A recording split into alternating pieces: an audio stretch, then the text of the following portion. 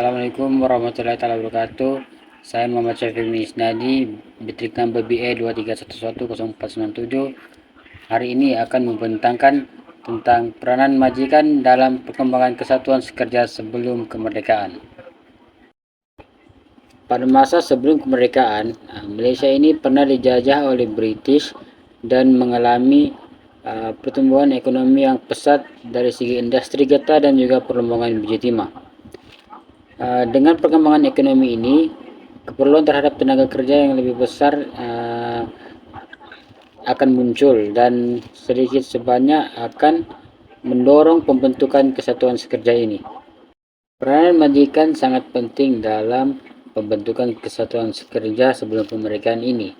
Oleh itu, sikap majikan yang sangat bervariasi ini dapat memberi impak yang positif dan juga negatif kepada perkembangan kesatuan sekerja di Malaysia ini sebelum kemerdekaan.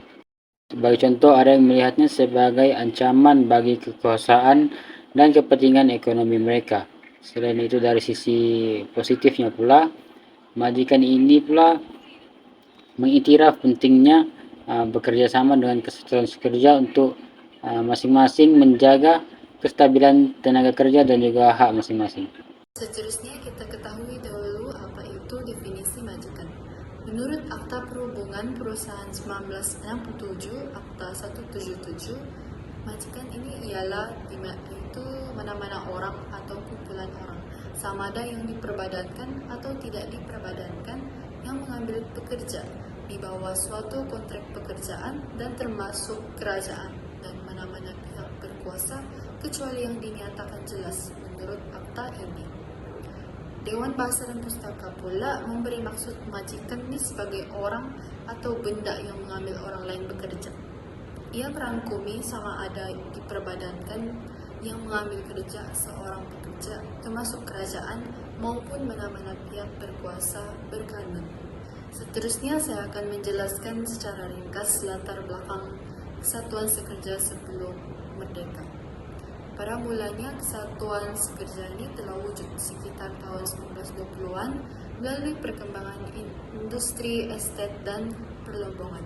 Buruh-buruh luar seperti buruh Cina, buruh India, dan buruh Jawa itu dibawa masuk bekerja di tanah Melayu. Buruh Cina lebih banyak terlibat dalam industri perlombongan seperti biji timah, buruh India terlibat dalam pengeluaran industri getah, dan buruh Jawa terlibat dalam pertanian. Pada tahun 1920-an, buruh Cina telah mula membuat persatuan yang telah menyatu padukan buruh-buruh, terutamanya mereka yang mempunyai pengaruh kuat dalam Parti Komunis Cina. Seterusnya pada tahun 1940-an, sebelum Jepun menguasai tanah Melayu, British telah memperkenalkan Ordinan Kesatuan Sekerja untuk kali pertamanya bagi menyikat pergerakan kesatuan sekerja.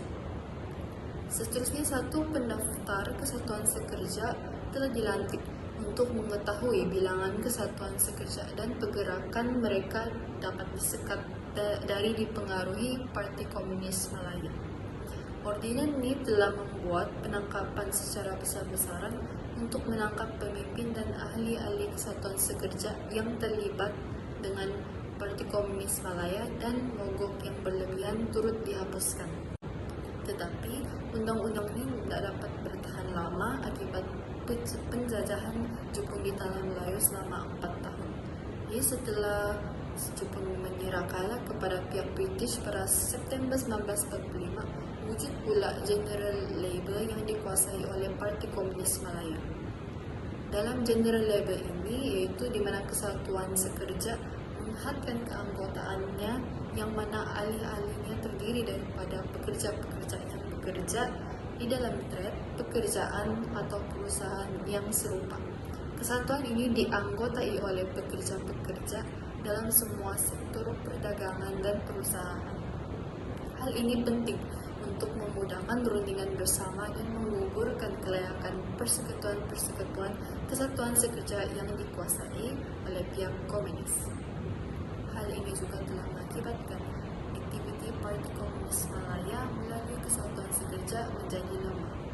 Jadi apabila darurat disiarkan pada tahun 1948, Akibat keganasan yang dilakukan oleh Parti Komunis Malaya, sebilangan daripada kesatuan-kesatuan sekerja telah dibubarkan dan akhirnya berwujud Akta Pekerjaan pada tahun 1955 dan ia menjadi asas utama dalam membina dan membentuk hubungan industri yang harmoni.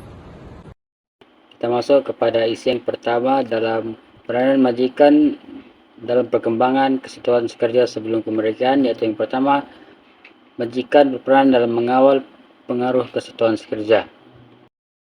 Sebelum kemerdekaan Malaysia, majikan berusaha mengawal dan mempengaruhi kesatuan sekerja dengan pelbagai strategi untuk mengelirukan pekerja, termasuk menubuhkan kesatuan pro majikan.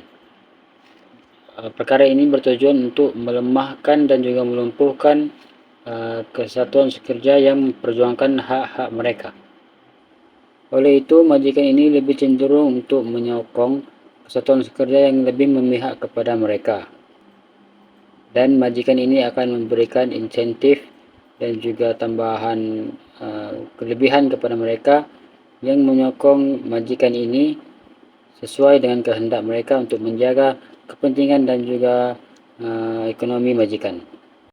Secara keseluruhannya, pihak majikan ini mempunyai kuasa dalam mempengaruhi kesatuan sekerja sebelum kemerdekaan dengan cara mengawal sendiri kesatuan sekerja itu dengan menggunakan strategi-strategi seperti menggunakan kuasa undang-undang,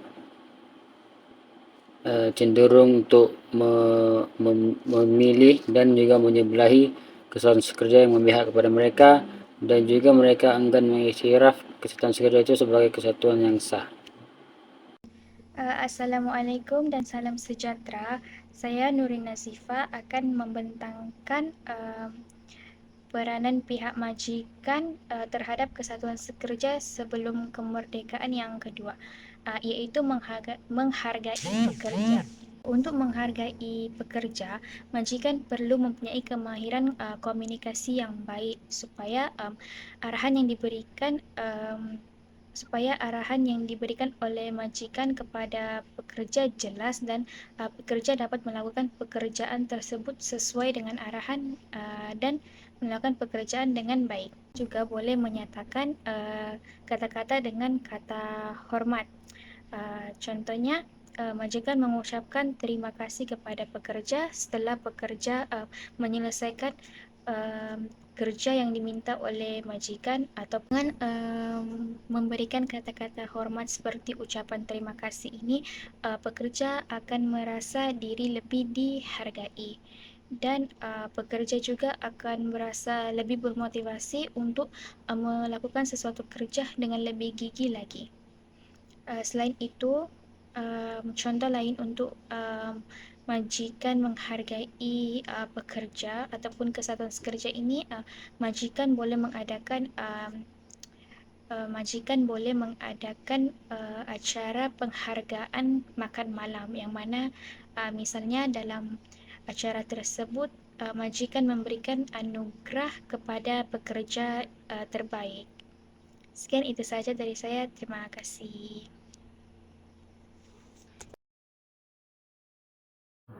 Assalamualaikum dan salam sejahtera. Ini saya akan menetapkan tentang menentang kesatuan sekerja, iaitu poin ketiga.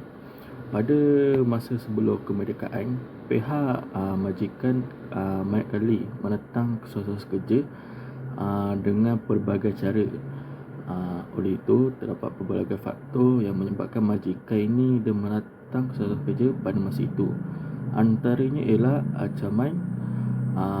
ancaman terhadap mereka, iaitu kuasa kawalan mereka terhadap tenaga buruh. Ada menganggap kesatuan sekerja ini sebagai ancaman untuk mengawal pekerja. Selain itu ialah peningkatan kos yang lebih tinggi.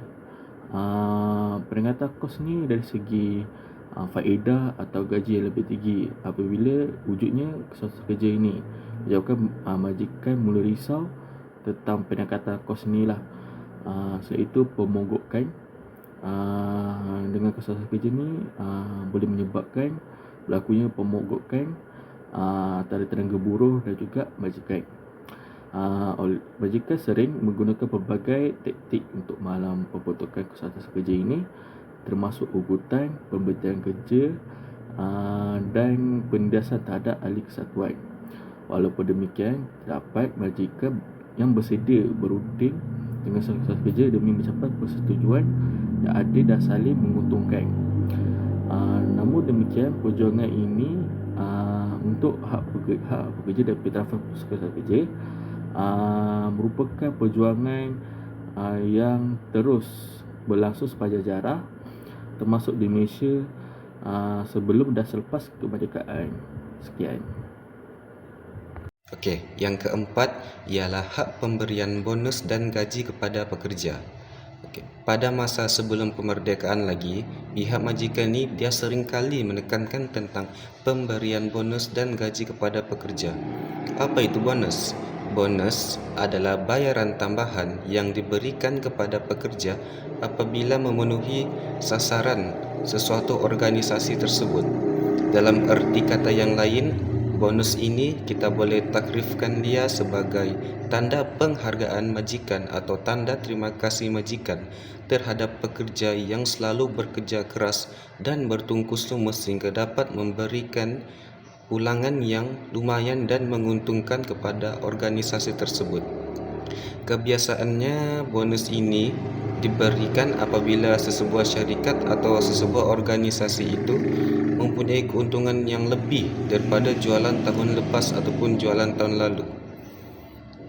Manakala gaji pula adalah jumlah wang tetap yang dibayar oleh majikan kepada pekerja sebagai balasan terhadap pekerjaan yang dilakukan semasa berkhidmat di organisasi tersebut.